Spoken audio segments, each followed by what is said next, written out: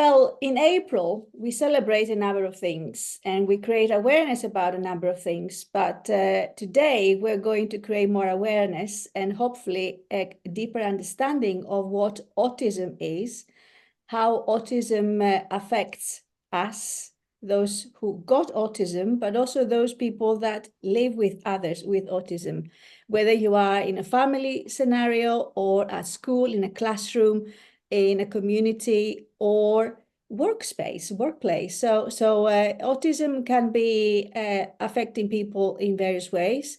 And I believe we know very little about it. And I hope that through this conversation with Team Prevet, we're going to highlight and enlighten you somewhere, and then equally feed your curiosity so you can appreciate a bit more, and maybe you like to find out more about autism in general. So, welcome, team. Thank you very much, ChriSOULa. Good to be here chatting with you. Yes, good to have these life-inspiring conversations. These conversations we're going back when we met at Redshift Radio, right? Yeah. Oh, that must be 12, 13, maybe 14 years ago now. Yes. Perhaps 2010, 2011. 2010, that's when I first started the radio on Redshift, yes. And then it lasted for 9 years. And now we are still having conversations, creating more awareness about a subject that speaks to your heart, Tim. Yeah, well, my identity, my children, anything and everything I've ever done and experienced. Yeah. Maybe just to say, first of all, thank you for being open and transparent and willing to talk about it. And this is what we really need, real life experiences with autism, and how with your story, with your experience, you can help enlighten others. Those of us, we have no knowledge or very limited knowledge or understanding about what autism is and how it influences your life. This is what we're going to cover through this conversation as well. So, Tim, you know that I am an advocate of emotional wellness and holistic health and healing and being. So, how does autism has affected you and your life? Okay. It's a big question, but it is. I fancy yeah. the body of that will be addressed throughout the much longer conversation. But autism, it is a different operating system. It is a different way of experiencing anything and everything. Essentially, yeah, it's a way to sort of try and sum this up in a nutshell. If you think about anything and everything which we experience coming in, and anything and everything we connect with the world outwardly, autism can be a difference on anything of that across your senses, across the way of thinking, across your relationships, anything and everything, music, sound, senses, taste, texture, feeling, look, gender, sexuality, anything and everything. There is a debate in the autistic community whether one is autistic or one has autism. Like, do you have it or are you it? I very much lean towards the identity focused part of being autistic. It's not one of the problems of saying someone has autism is then you get the idea that somehow you can take the autism out of the person. One of the common ways of understanding autism is usually very deficit based. Like, if you are autistic, then you don't have this, you don't have that, you might not be so good at this, and so on and so on and so on.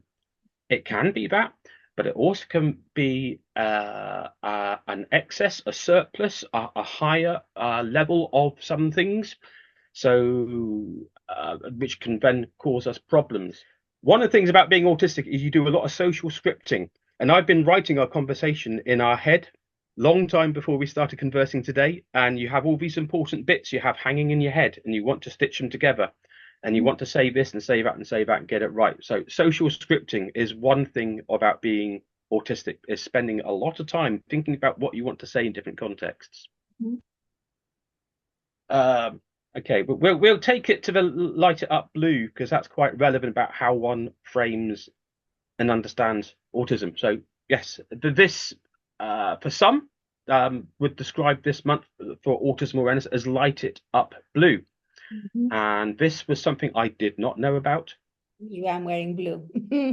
And other colors as well. There's a spectrum going on there. Lots of colors in the background, Yeah, yes. yeah. They're very much so.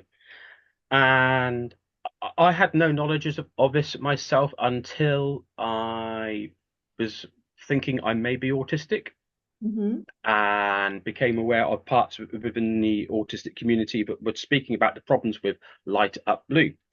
Now, Light Up Blue comes from one American company, organization called Autism Speaks, Yes. which if Mhm. you speak with a lot of the autistic community, they are horrified with, they are traumatized by, and don't feel that autism speaks for them. Very much not so. Puzzle piece was originally selected out of a belief, a feeling that autistics were somehow deficient. There was a part of them missing, and by applying the techniques and methods that they support and advocate, that they would bring the missing piece to an autistic's life. Um, so from the very start, like the semiotics, the framing understanding of it is that autistics are not complete in themselves. Mhm. And so the blue, I understand, comes from the belief that goes right back into earlier understandings, misunderstandings of autism, that autism could only happen in a distressed male brain. So the blue comes from like gender stereotyping of colors. So light it up blue is linking autism to men, boys only. In the last couple of years, they have introduced a slight tint of pink into the jigsaw symbol as a nod, but a massive crossover within the autistic community is non-binary, transgender, gender non-conforming, all this spectrum, this palette of different ways of identifying is very rich within autism. So to split it on a strict binary blue-green just does not work. There is another symbol for autism, which is the infinity, the mathematical infinity symbol, like a distorted number 8 on its side, Infinity, colored. yeah, the infinity symbol. Yeah, Mhm. yeah. The analemma, I think is the name for it, the proper name for it. And that is itself colored in the spectrum to represent a spectrum of Rainbow, autism. yes. Other problems with autism speaks is they tend to view autism as an intrinsic problem. There is a commercial that they did in 2009 called "I Am Autism." I've sent you the link.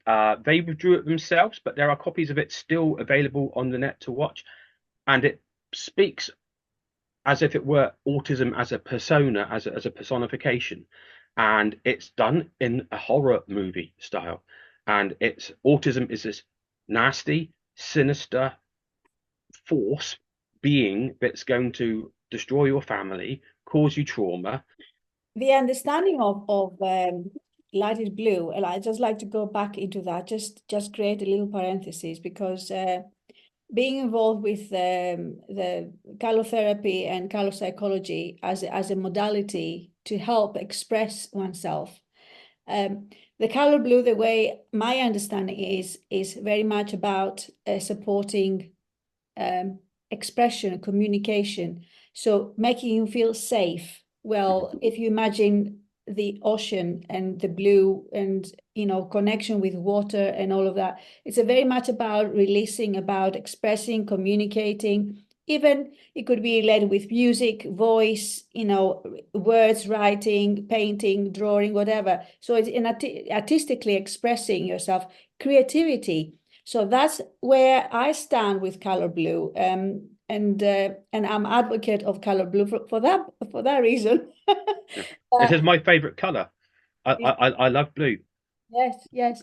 Growing up, I had my entire bedroom painted a very dark navy blue, ceiling, walls, everything, and it was kind of just like Bringing the stars in the sky in.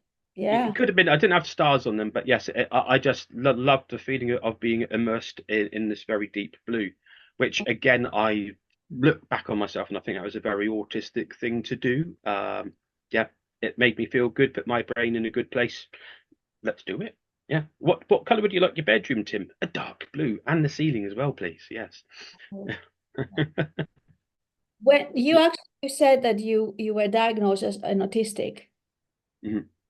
So would you like to take us through how the process, how straightforward it was, how easy it was, how challenging it was? Can you share with us that process? Okay. Yeah. I was diagnosed just over 2 years ago at 49 years and a half. I'd been nearly 4 years on an NHS assessment waiting list for an autism assessment. Prior to that, I'd begun suspecting for a couple years that I might be autistic. My children's story, well, two of them are diagnosed, and the other one, now we all know what autism looks, feels, is like. We know, and I know that all of them are autistic. Um, so from their stories, I began as some of their problems and difficulties began working out and becoming apparent. I was thinking, okay, so this is like me. And then we saw the Chris Packham, the BBC Nature presenter, his documentary on being late diagnosed, Mhm, mhm. and I thought, this guy's just speaking me. So I researched a little bit. I did a good letter to my GP asking to be referred for an NHS assessment for autism, articulating why I believed a diagnosis would be helpful for me.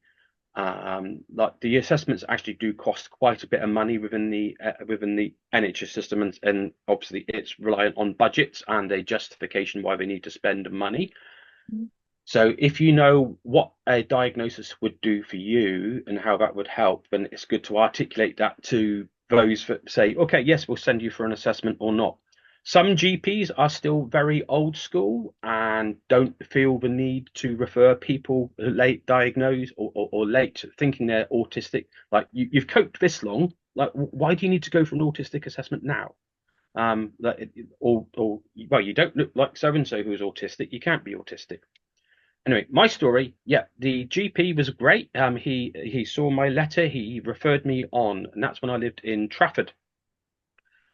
The year before pandemic arrived, we moved out of Trafford and into like the Greater Warrington area, which is covered by Mersey Care. And eventually, the autistic waiting list got the idea that I'd moved out of the health area of that borough to a new borough. So I was then put into the bottom of the waiting list for this area, having been on the waiting list in the previous borough for a couple of years, which Wow. was a little frustrating. But in some ways, that was good because it allowed me to address uh, a lot of self gaslighting, a lot of self doubt, and imposter syndrome you have over possibly being autistic. Um, eventually, I got to my assessment, which was February 2022. And a lot of questions investigated and evaluated along the way. During that time, I also did a course with an organization called Neurodiverse Self Advocacy, NDSA, and it's called Tool Up, a mentoring course over 20 weeks free to help get autistics into employment. My work history throughout my entire life has been very checkered. I often have ended up in situations in work where I've not been able to cope, not been able to deal with either some of the environments, some of the social dynamics, and I have to leave. Um, Mm. and you find something like 70% of adult autistics are not in employment. And uh, 70%. it is very high. Yeah, it's when you start realizing the impact on autistics. It's I feel like I'm applying for sort of empathy here. I would just rather communicate it as Oh, something that needs action. It's I heartbreaking. would say you're just saying, sharing the facts, basically. That's what you're doing Yeah, here. yeah. Sharing the, So I'm not dumb. I'm not unintelligent. I'm able to do things. I have a degree in theology.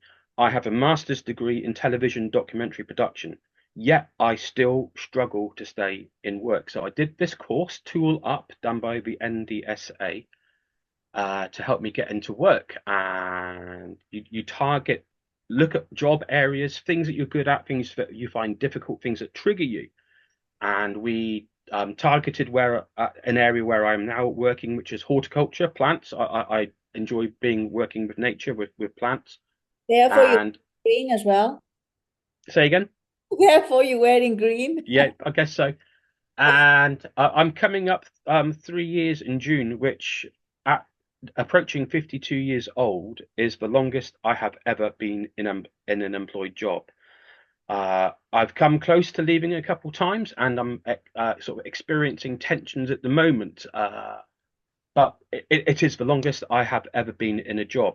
One of the reasons I end up going self-employed and doing the guided tours, which you first knew me from, because I've from those guided tours, Redshift Radio, the local community radio station I was, picked up on me in Crewe in Nantwich doing tours there and asked me to come and do a radio program about it. That's how we met. Yeah, And you know, basically what you were saying, if I could wrap it up here, is that over the years you had you got all the different qualifications and knowledge and experience, etc., but you were struggling to be employed, yeah, either find employment or stay that's it. employed for some time, right? Yeah. So I did my self-employed ghost tours and historic tours out of a feeling that I am unemployable. That is a distinct articulation, crystallized voice in my head, having gone through so many jobs, trying to keep a roof over the heads of my kids, pay the bills, and as well as keep them work. When you end up falling out of one job to another, feeling things are in a crisis. And then you get to a point where I'm unemployable. I need to work for myself. So that's where I started doing these tours from. Now, one of the things that most autistics have are a special interest or areas of special interests, which if you engage them with, they will talk with you passionately about it really, really well. Mhm. What I'd devised unknowingly through becoming a tour guide was a means of talking to people about things I love: Mhm. ghosts, mysteries, history, and then I got asked to do a radio show about it. Brilliant. I wasn't getting paid for that part, but it was great. Like, yeah, let me talk to you about history, ghosts, myths, and then I'll get to do a music-based show. Now, probably music of anything in my life is the longest enduring thing that I have loved to share with people. When I was growing up, I'd have friends come over. Oh, have you heard this new record? Have you heard this piece of music? I love this. And it's a way of what's called info dumping, information dumping, imparting things to people which are really essential to you, and you connect with them. So out of that belief that I am unemployable, I then had a very obviously checkered employment. But another thing about being autistic is you often have this imposter syndrome that you ought not to be being where you are, that somehow you are false. There's a ways of understanding this, and we'll probably unpack it later on. But and so you don't end up charging enough for the services that you offer. And so my self-employment was not financially sustainable because I felt I was crap, to put a fairly blunt but politer term to it. And but why would people pay more money to come and hear me talk about things? I'm not that good. And so you have to then go back to find a job to earn. And so there's this kind of crisis cycle that goes on. Yeah. And you know you can do things really well. And anyway, having done lots of other people's tours and places, I now know actually I do a really good tour, and I'm not being big-headed by that. I've been on other people's tours, and I thought I've paid 15 quid to do this, and I know I give a more conscientious tour. I work more hard to try to connect with people in the group on a tour than some of the tours that I've done. Anyway, so I'm coming up 3 years now on this employment, and yeah. And that's because of this neurodiverse self-advocacy course to help get autistics into employment. I'm now a mentor for this organization. They do another course. Oh, let me just clarify that. Is it the courses they provide at the NDSA, are they only for autistics, or is it also, have they got any courses? Because basically I would be interested in having a course about autism Yeah, overall, as a teacher myself, as a, somebody who works with children, etc. So is there another course that they provide? I don't. The two courses they do, both are for autistics, though they may well have resources available for non-autistics looking to support. Exploring Uh, what uh, we uh, will uh, definitely put a link, so we can, yeah, anything we are referring to, any names or of organizations or anything we feel is worth for you to look at, or search further, whatever. We will include these links, and then you can have access to this after we get the conversation out and about. yeah, yeah. Yes, it's the pathway course is the one I'm mentoring on. I've not had a mentee for a little while, and that one is for newly diagnosed autistics, because when you begin suspecting you're autistic, and then you know that you are, and when you get the diagnosis, it is a new reality, especially when you get to being a late diagnosed autistic.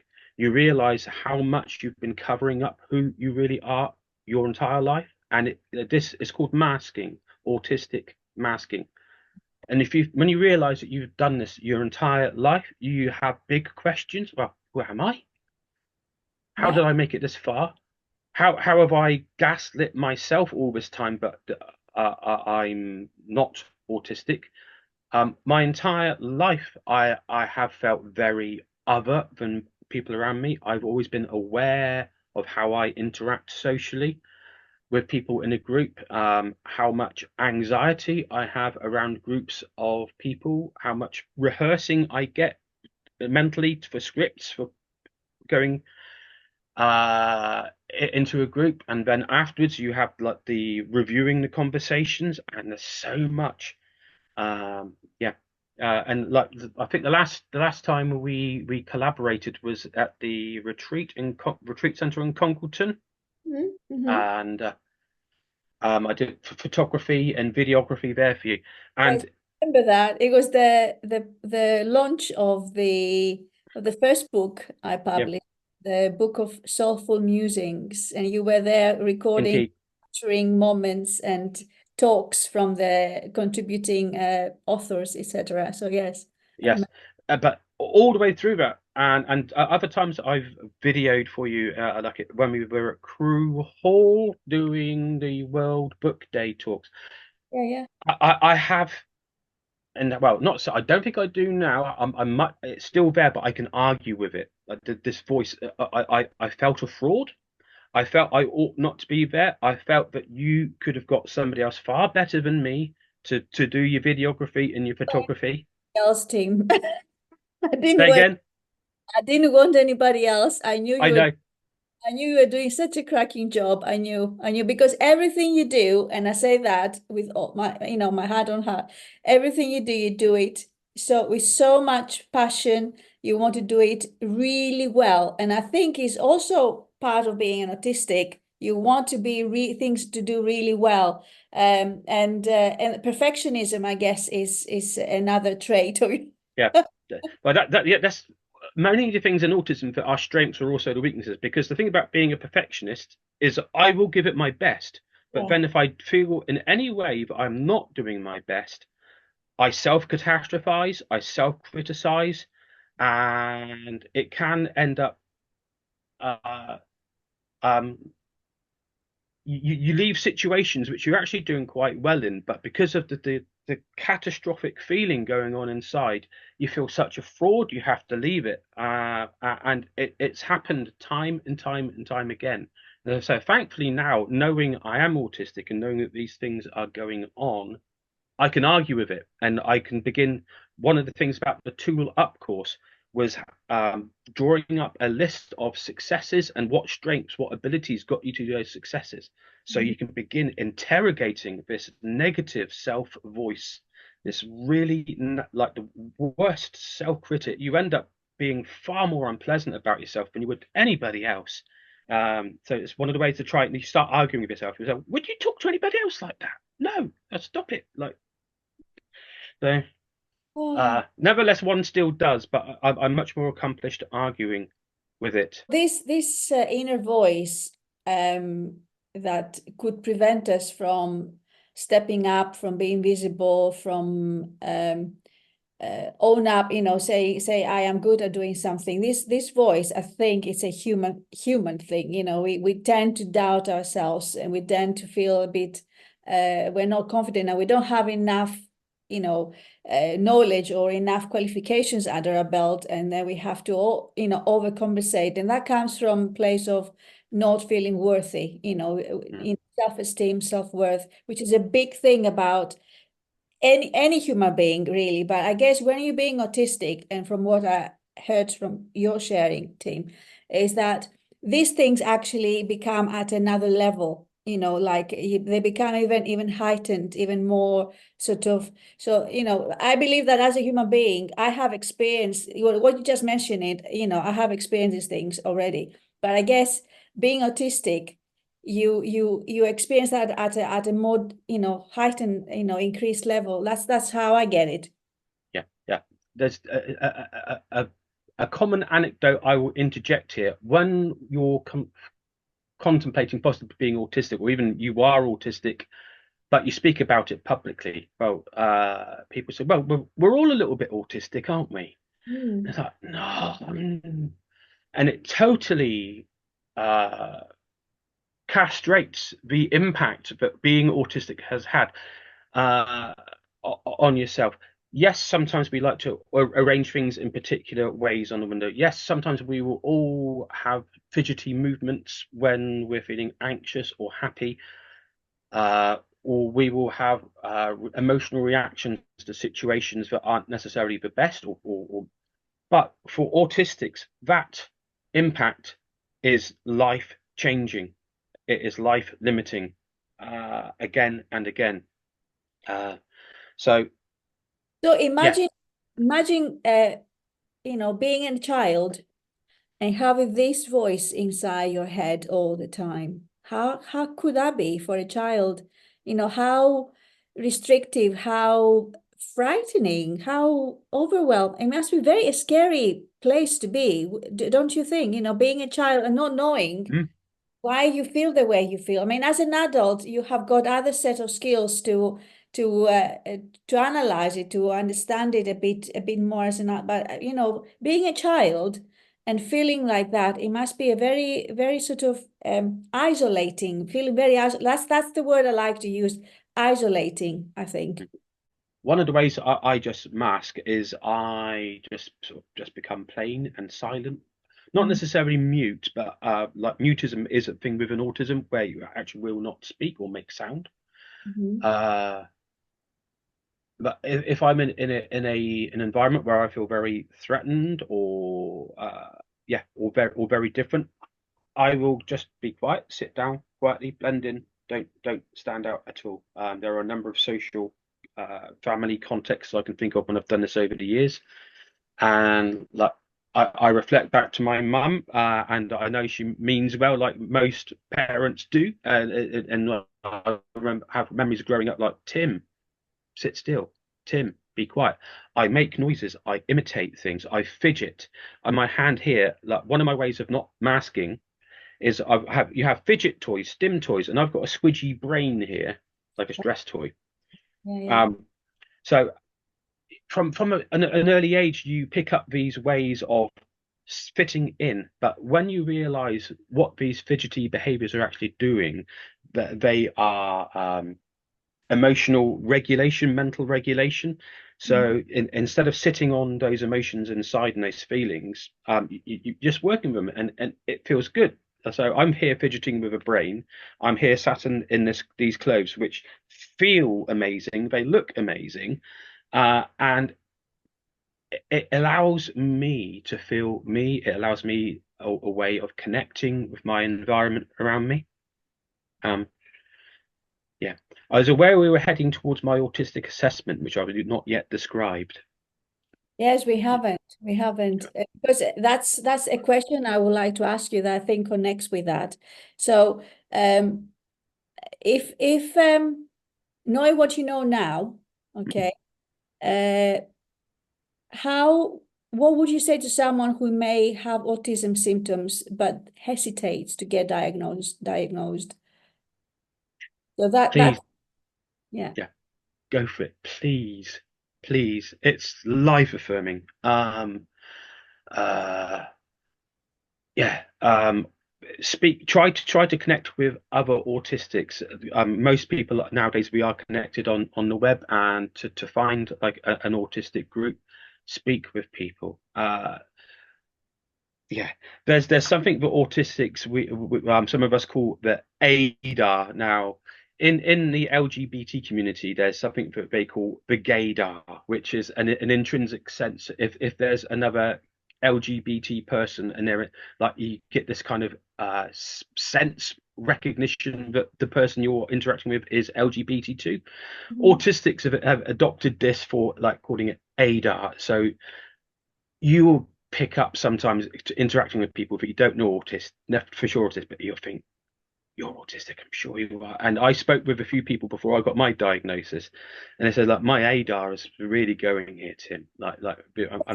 So if you suspect you're autistic, please push down the line for an assessment.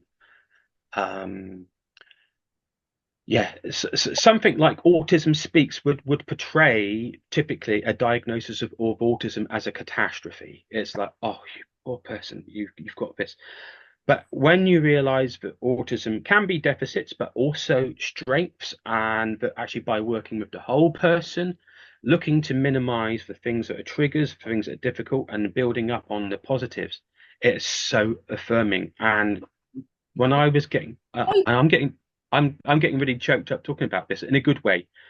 When I knew that my assessment was coming, and I'd had my assessment, and the prospect of getting a diagnosis just made me feel overwhelmingly joyed because suddenly everything is recognized and makes sense. Mhm. All the uncertainties, all the troubles, all the things where you know that I've done really well at that, but like I've never excelled. I've never sort of seen financial recompense, sort of success materially from it. Seeing like the struggles that my kids have gone through, and it's validating. Yes, you've got to try and then recalibrate your entire life, but it's with an understanding, and you can approach yourself with so much more compassion. You can equip yourself going forward. Um, yeah. Uh, so That's behind me there, United by Music, that's the logo, that's the tagline for the Eurovision Song Contest. mhm. Eurovision Song Contest is one of my special interests. It gets me greatly animated. And of course, last year it was in Liverpool. Had I not known I was autistic last year, I would not have known what was happening with me because for 6 weeks I was absolutely, and I'm using this term deliberately, hyperfixated on Eurovision Song Contest. It was my waking thoughts, it was my sleeping thoughts. During the day, I had the songs in my head. I was making a fancy dress to go along to some Eurovision events. And then when Eurovision had finished, and it's just coming out now, I felt grief. I felt bereaved that this event that I'd been so focused on was passing. It was exhausting. It had gripped me, and I couldn't hardly accommodate anything else in my being. Now, had I not known I was autistic and what was going on with me then, I would think, what is going on with me? What is happening? It was also really helpful because I used to have that kind of hyperfixation, that intense energy, so much as I was growing up. Particularly, I was quite a Christian fundamentalist as a youth and into my 20s. Originally, I was going to be a minister, which I now recognize as part of my was part of my autistic masking. I was trying to fit into a community, do things, say things which a community would validate with me, but for me by saying. But in the process of doing it, I was shutting down a lot of my personality, my interests. Some of my interests don't necessarily go particularly well with very traditional Christian communities. So there are big parts of me that I had to shut off to fit in. Anyway, so yeah, but it was last year was okay. This is what it feels like to be really wired into that passionate, overwhelming at times energy that I had sort of in my teens, 20s. So yeah, if you're thinking about going for an autism assessment, work out why you think it might, or try to articulate why it's a good thing, and go for it, because it's life affirming. It's life affirming, and from what I picked up from your experience and your sharing, team, is that the moment you have got this diagnosis, confirming or whatever that you are autistic, affirming, confirm that you're autistic, it is about your identity. It's about, for me, but it's about understanding yourself, but becoming more compassionate with yourself, becoming more kind to yourself.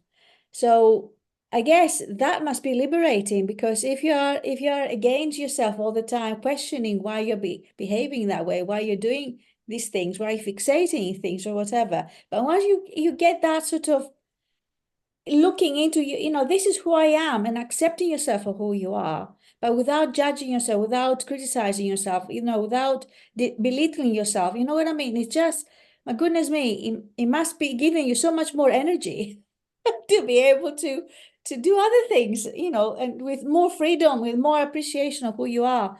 So yes, definitely.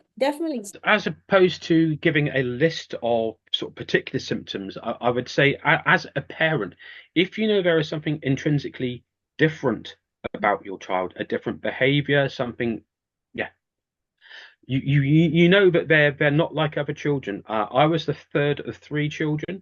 When I had my autistic assessment, like, I had 6.5 hours in a nice way of a conversation with the assessor, and then they like to speak to somebody 6.5 hours. Yeah, but it was really interesting. But anyway, they also like to speak with somebody who knew you as a child. If you're coming as an adult for an autistic assessment, they want to know somebody who knew you as a child. And they spoke to my mum. They phoned my mum up and had about an hour and a half conversation with her, asking all sorts of things. And one of the questions they put to my mum was, "At what point did you know Tim was different?" And her response was, "When we brought him home from hospital." I was a month in an incubator. I was born premature, and from infancy, my parents knew that I was different than my siblings. For my first 6 months, I didn't cry. I was the perfect baby. They were very concerned that I was somehow impaired or brain damaged or something like that. There were some complicating things around the pregnancy. But no, they took me to the pediatrician. He dropped me and grabbed me there, and all my reflexes apparently were fine. And he says, "No, you've just got a very quiet baby." And there will be giveaways where you know that some of the behavior of your child is different than others. Now, I'm thinking particularly of one of my children. There are some things going through school which you think, well, other children weren't doing that kind of thing. You just know that there's, at the time, we didn't know what was going on. It's just like, why is our child different than the others? Why is this bizarre? I'm not going into the behaviors because they're adults now, and I wouldn't want to embarrass them. But it was like, why is my child doing this behavior at school? Why are we getting into to talk about some of these things where the child just doesn't seem to get some things, or is doing some odd things? Obviously, now we would think, okay, maybe consider autism. And I think it's possibly testimony to a wider understanding of autism coming in the past 10, 15 years anyway. Yeah. But if you just somehow know that there's something different about your child, then like just expand on it, coming as a parent. Well, I think that it is the perfect moment to end our first part, the part one of our conversation, team. about autism. And we can feel very, very excited about the second part, where we will carry on talking about autism, but also we're going to look, a little bit about what else can we do to help people, like autism, and what kind of support, we would like to see in the future, moving forward. And also my personal take on this is how we can help children as well. But creating that kind of bridge of support between home environment and school and the wider society when they're looking for work and etc. So so yes, I think it's the perfect moment to say, I think that's part one of our conversation about autism with Team Prevet and myself, ChriSOULa Sirigou. So thank you very much for watching. Thank you very much for being with us. Thank you very much for being curious and intrigued and interested in understanding and accepting what autism is and autistic people. And team, a big thank you to you for sharing your real life experience and your ups and downs with it, all the challenges and where you are at the moment, and looking forward to part B. Thank you. Thanks very much for the opportunity, ChriSOULa. Appreciate it.